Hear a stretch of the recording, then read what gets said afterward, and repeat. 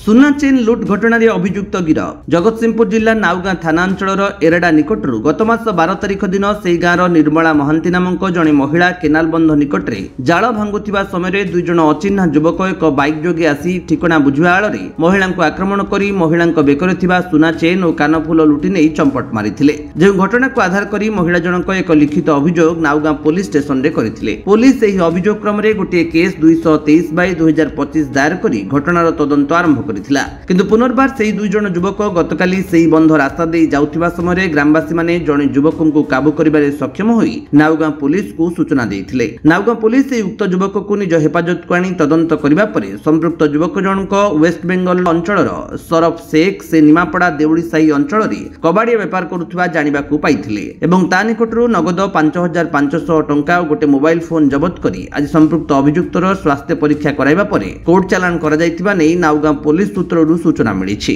नाउगां वैष्णव राउलଙ୍କ report विश्व विजयी news Odisha.